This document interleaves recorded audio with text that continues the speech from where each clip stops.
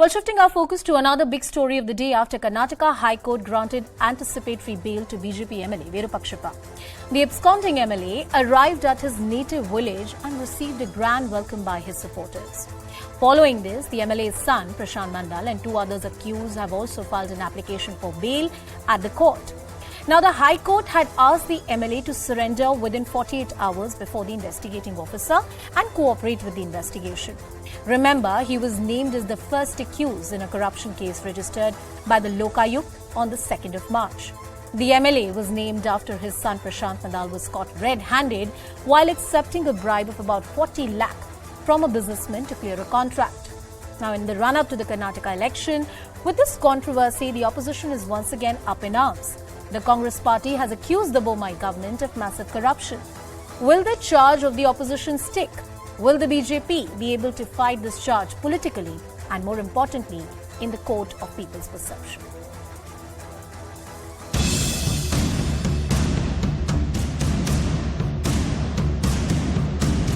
Shri K ನಟರಾಜರವರ ಮುಂದೆ ಏನು ವಾದ ಮಾಡಿದೆ ಅಂದರೆ FIR ಅಲ್ಲಿ ಇವರ ವಿರುದ್ಧ ಯಾವ ವಿಧವಾದ ಅಪವಾದನೂ ಇಲ್ಲ.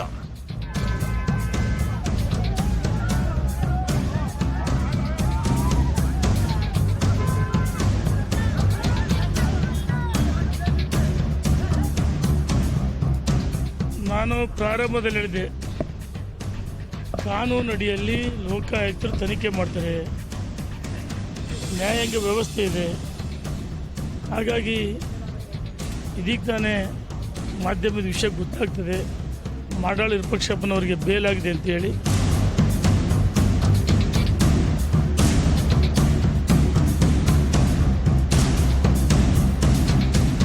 This should be thrown out by the people of Karnataka because this is a corrupt ridden government.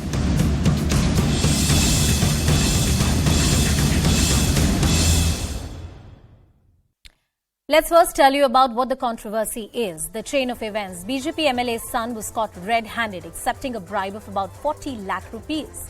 The Lokayutka raids were conducted and the BJP MLA Virupakshappa's son, there were recoveries that were made. About 8 crore rupees cash was recovered. Now, Virupakshappa's son, Prashanth, was arrested by the Lokayutka on charges of bribery and corruption.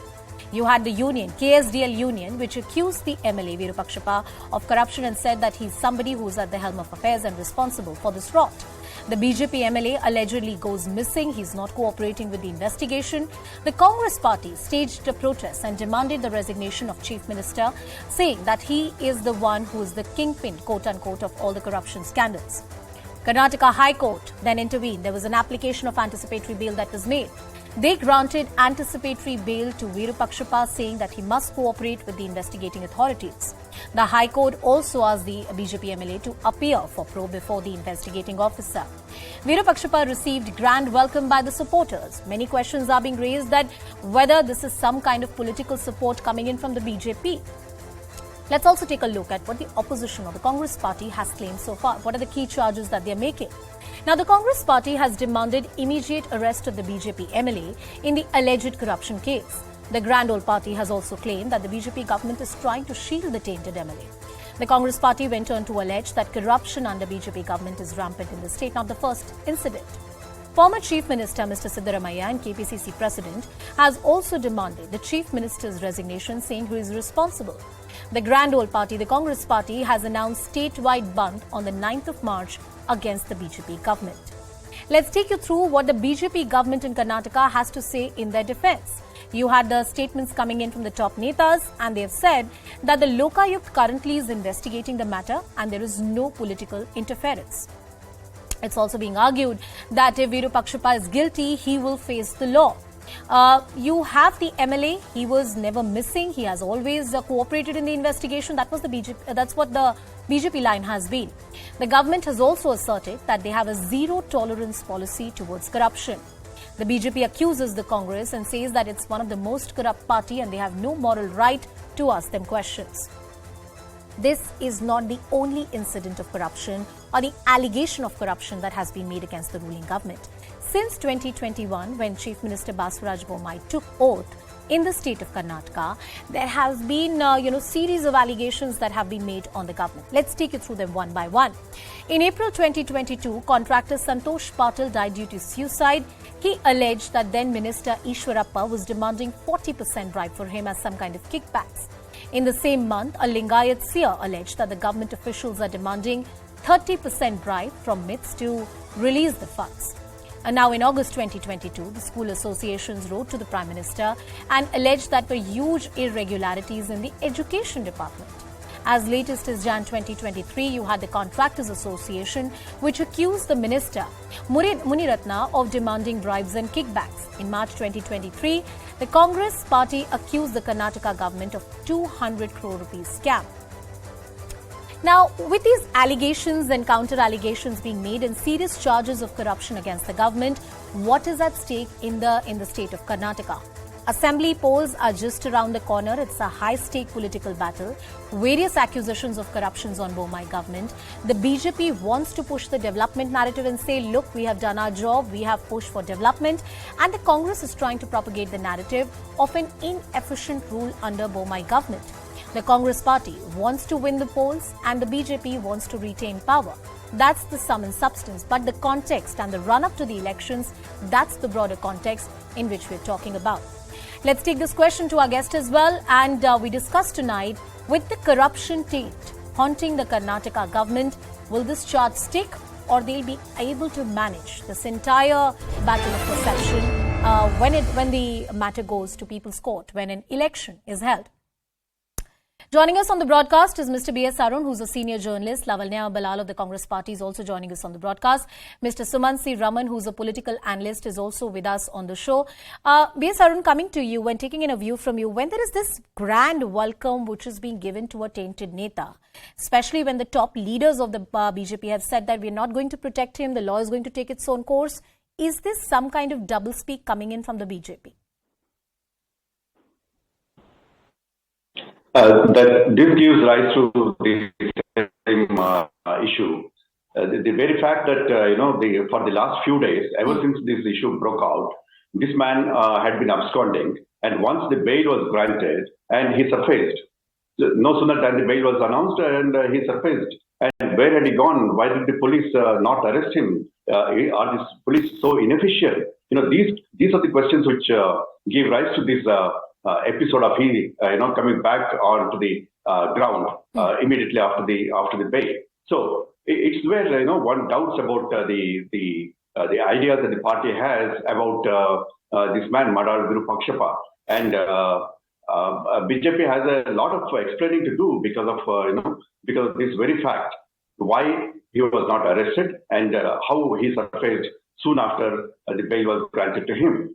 BJP has been, under a lot of cloud ever since Bommai came into Chief Minister's chair. As you yourself mentioned, there have been a flurry of corruption cases, and this has been one of the biggest, which has embarrassed the party so much that it's not been able to properly, explain its stand from the day it broke out until today. Mr. Raman, I'm coming to you and taking in a view from you. The political context of the state of Karnataka, the fact that assembly elections are so close cannot be ignored. And the BJP clearly tried to manage perception when they said that any accused will not be shielded. The Lokayutka is doing its job. He got an anticipatory bail by a court of law, so that's beyond debate here.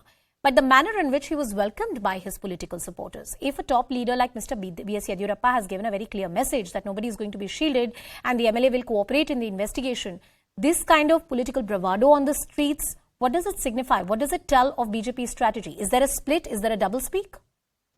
No, there is clearly a doublespeak for the simple reason is that this man was not arrested for several days until he was able to move the courts and get anticipatory bail. So my point is that itself was, a nudge, wink, operation by the state government, where the police said that they couldn't find where an MLA is. Come on, that was absurd. So that itself was to help him to, have the adequate time to consult his legal team and to seek anticipatory bail. And now that he has got anticipatory bail, this is clearly a show of strength. And the BJP, it actually embarrasses the BJP. This kind of a procession with supporters and so on, coming out like a hero. And this is a man whose son was caught red-handed, and 8.12 crore, if I remember right, is the amount that has been seized in cash. So I think that and very cleverly, the BJP is now distancing itself not only from Mr. Virupakshappa, they are distancing themselves from Basavaraj Bommai. If you notice, in the election campaign, in the speeches that the Prime Minister and the Home Minister have made in Karnataka of late, there has been no mention of Mr. Bommai, even though Mr. Bommai is right there. And they have, waxed eloquent about Mr. Yediyurappa. So I think that there is an attempt to sort of disown their own government. You remember the speech of Mr. Amit Shah where he said that they would give a corruption-free government in Karnataka have voted to power. Now they are already in power. So what kind of a speech is that? That's virtually an admission saying that the Bommai government has not been corruption-free. So I think that it's going to hurt them. We tried getting the BJP version also on the broadcast. We were not able to get any spokesperson from their side. Lavanya, coming to you. The BJP is arguing that the institutions in any democratic setup are doing their job. The Lokayutka conducted the investigation, and if the BJP government wanted to protect anyone, why would the state Lokayutka go again, against a BJP leader? They also accuse the Congress party that when you were in power, you were responsible for the decimation of an office like Lokayutka, and in fact, it's the BJP that has revived the institution. You are merely playing up this controversy for your own political benefits while you have no moral right. That's what the BJP has accused the Congress of. Please respond to it. Hi, good evening, Anusha.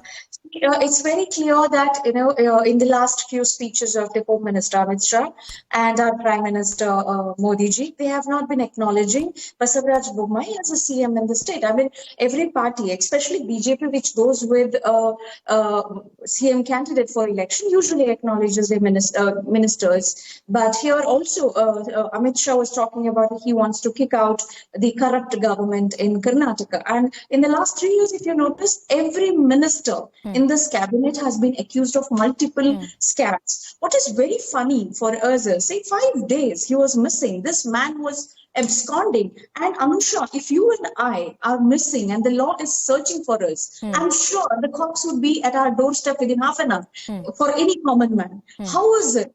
And sitting MLA who claims he was in his constituency all these days, who gets a hero's welcome when he comes back, was missing for 5 days. Either the Home Ministry's department is very weak, or he's an excellent guy who knows how to hide from cops. And when it comes to Lokayutka, the ACB was formed under a different law, and the Lokayutka is formed under a different law. In January 1st week this year, the Attorney General for Karnataka in the High Court of Karnataka has argued that the formation of the ACB has not diluted Lokayutka in any way. This is clearly what the advocate representing the government has stated in the High Court of Karnataka, right? Now, we are talking about Madal Virupakshappa. This is in between all this drama. What has been not heard is the Employees Union of Karnataka. The president of that has been accusing Madal Virupakshappa of corruption while buying sandalwood. Virupakshappa was the chairperson for Mysore Sandals and Soaps, right? And they buy sandalwood oil. He is accusing him hundreds of crores of corruption. Yeah, that's one aspect. That's one aspect we pointed out. Mr. Sumansi Raman, I'm coming to you and taking in a view from you. The manner in which this entire controversy has come out, and not the first time that allegations of corruption has been made, the Basavaraj Bommai government has been criticized on many counts.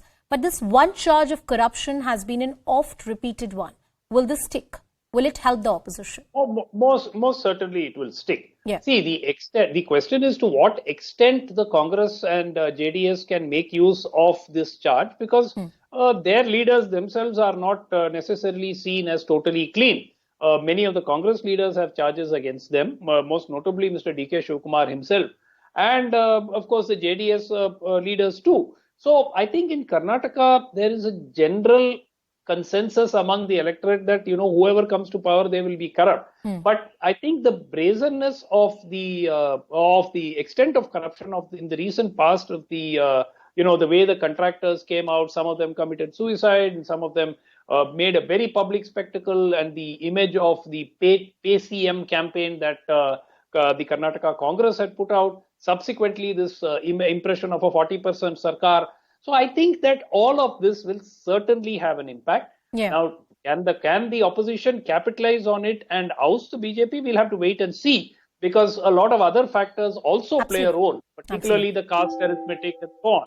So we'll have to wait and see, but certainly... I want to pick on that point that Mr. Suman Raman said, Mr. B.S. Arun, coming to you, that no government or political party in the state of Karnataka has not been accused of corruption. I mean, I remember even during the Congress-JDS rule, there were multiple controversies of kickbacks or some kind of, corruption scandals happening one after another.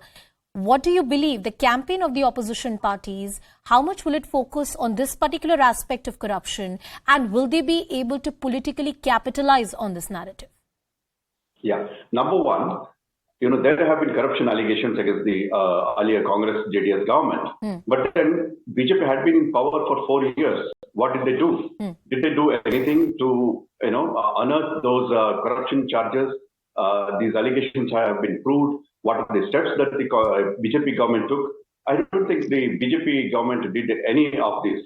So that's what Congress also had been asking. You could have taken action in this last 4 years. You did nothing. But why are you blaming now? That is one part. The second part, Congress had, in my opinion, effectively taken up this corruption issue ever since the contractors came out and made the allegation against the Bommai government and even the previous Yediyurappa government, saying that it's a 40% government. The contractors wrote to the Prime Minister, then the Congress took up that issue. Just now our panelists mentioned about the Pay CM campaign. It's been very active. Today there was a bandh called by the Congress. They will certainly cash in on this and take this issue to the people. And as far as they can, I'm sure Congress will try to make maximum out of these corruption charges. And who knows, from now on till the elections, till the polling date, there may be so many other things that may be unearthed that might come out. Nobody expected this Madal Virupakshappa thing to happen. That too against a BJP MLA. And what has been found has astounded not just Karnataka but the entire country. It's been making news even today after 5 days. So it shows the extent of which the damage perhaps has done to the BJP, and the party has been searching. Mr. Raman, I have last 1 minute on the show. Is the damage done to the brand of Chief Minister Basuraj Bommai and his hold over the government or his efficiency as the Chief Minister, or the damage goes to brand BJP in the state of Karnataka? No, I think it certainly goes to brand BJP. Clearly, Mr. Bommai is being jettisoned. I don't see, any possibility of Mr. Bommai coming back as Chief Minister, even if the BJP retains power in the state, because they have sort of hung him out to dry and they've thrown him under the bus, which is very clear from the speeches of the Prime Minister. And the desperate attempt to sort of bring back Mr. Yediyurappa into the center stage of politics. Now, Mr. Yediyurappa has already stated that the people of Karnataka are looking forward to having his son as a chief minister. So very clearly, the BJP's attempt, if Mr. Yediyurappa is going to lead the campaign, clearly he will want something in return from the party. So I think that, there will be damage done to the BJP, significant damage, but the Congress has a remarkable ability to shoot itself in the foot. So if Siddaramaiah and Mr. D.K. Shivakumar can vary their differences as far as for the duration of this election, then I think the Congress should emerge as the single largest party. All right. Thank you, Mr. Raman, for putting that so, succinctly. And I thank all our panelists for joining us on the broadcast. Let's see how this controversy plays out. The due process of law will take its own course, but there should be no political interference in the due processes which are happening. Well, we'll talk about much more on the other side of a quick break. Stay tuned.